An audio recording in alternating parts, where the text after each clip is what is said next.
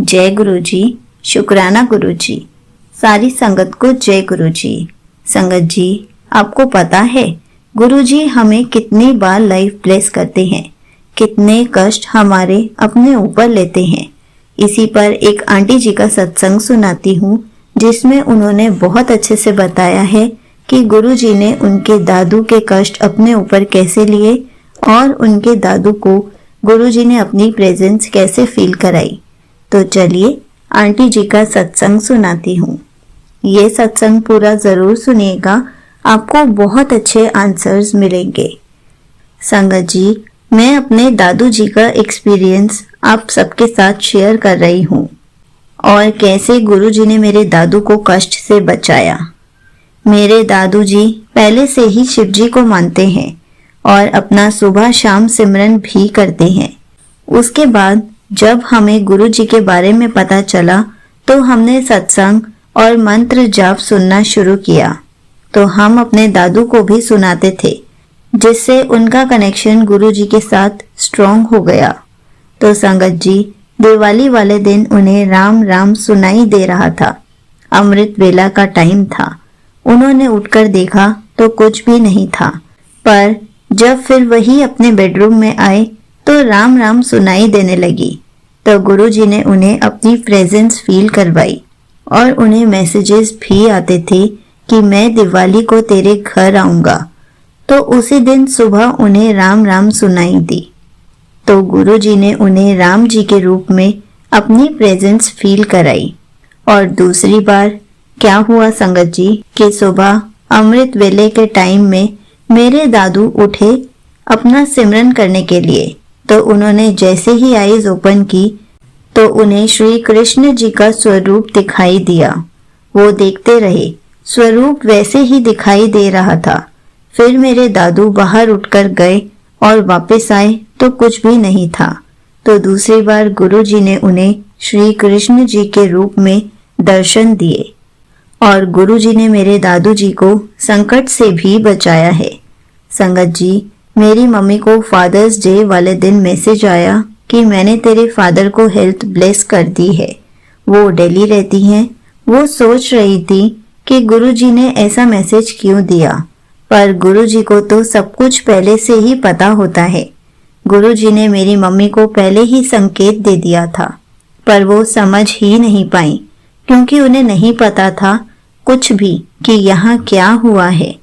तो मैंने मम्मी को कॉल की और बताया कि दादू को पैरालिसिस अटैक हुआ और मेरी मम्मी ने मुझे मैसेज बताया।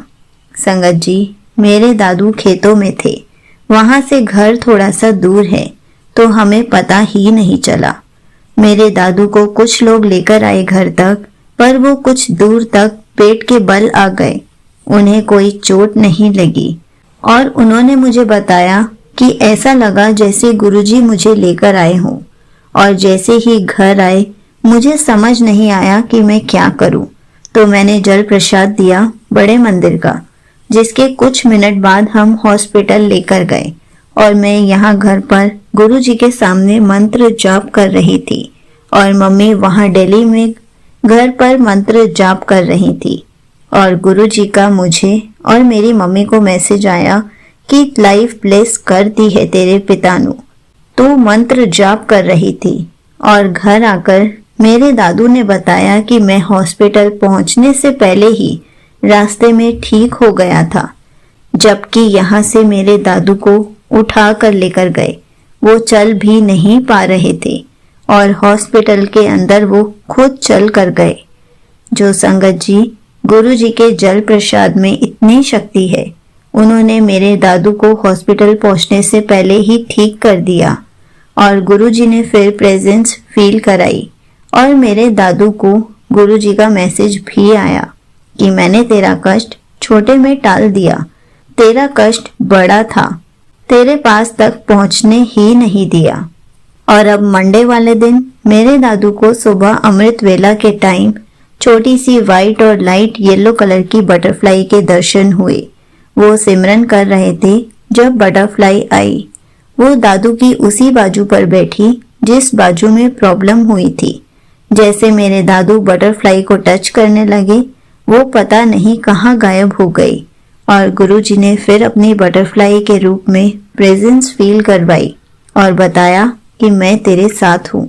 और उन्हें गुरुजी का मैसेज आया उसी दिन कि मैंने तेरा कष्ट टाल दिया है और तुझे हेल्थ ब्लेस कर दी है। और मैसेज आया कि मैं हर पल तेरे साथ हूँ, तेरे नालों ज्यादा चिंता मैनू है तेरी। यहीं पर आंटी जी का सत्संग समाप्त होता है। संगत जी, ये बात बिल्कुल सच है कि गुरु जी के जल प्रसाद में और गुरु जी के मंत्र जाप में बहुत शक्ति है। अगर हम किसी भी रोगी इंसान को जल प्रसाद पिलाएंगे तो वो जल्दी से जल्दी ठीक हो जाते हैं। गुरुजी उनको अपनी ब्लेसिंग्स बहुत जल्दी देते हैं ताकि वो जल्दी से ठीक हो जाएं, ज्यादा टाइम तक बीमार ना रहे। और गुरुजी सबके कष्ट अपने ऊपर लेते हैं और हमें तो बस छोटा सा कष्ट देते हैं और हम उसको भी बहुत मुश्किल से पार कर पाते हैं क्योंकि हमसे कष्ट काटा ही नहीं जाता। सोचिए, गुरुजी हम सबके कष्ट अपने ऊपर लेते हैं, कैसे लेते होंगे। और हम उस टाइम सिर्फ गुरुजी का शुक्राना ही कर सकते हैं। इसलिए हमें गुरुजी का शुक्राना हर पल करते रहना चाहिए क्योंकि हमें भी नहीं पता होता कि गुरुजी कब और कौन सा कष्ट हमारा अपने ऊपर ले रहे हैं और हमें कौन सा कष्ट छोटे में ही काटने के लिए दे रहे हैं। इसलिए जब भी आपके ऊपर कोई छोटा सा कष्ट आए तो गुरुजी का शुक्राना जरूर कीजिए कि गुरुजी आपने हमारा कष्ट अपने ऊपर ले लिया और हमें तो बस छोटा सा ही कष्ट काटने को दिया। जय गुरुजी, शुक्राना गुरुजी।